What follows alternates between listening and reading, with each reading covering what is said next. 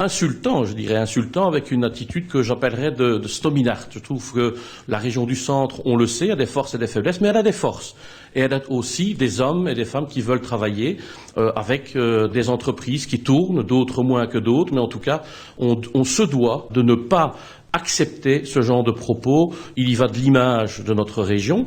Et puis c'est très surprenant pour quelqu'un qui se veut à la tête d'un projet industriel, tenir de tels propos, c'est insultant, c'est inacceptable. Ça pose beaucoup de questions sur le véritable projet de M. Jourdain. Alors justement, beaucoup de questions, vous en avez posé au Parlement, donc au ministre Marcourt et donc à travers lui à la SOGEPA, et vous n'avez pas toujours eu de réponse, donc maintenant vous demandez une commission. Oui, ça fait depuis le début, depuis avril, depuis que j'ai découvert Monsieur Jourdain, sa position en tout cas, qui dit très clairement, mon objectif n'est pas de créer de l'emploi. Alors j'interpelle le ministre Marcourt et par son intermédiaire les différents outils financiers, les bras financiers de la région wallonne pour savoir exactement quel était le projet.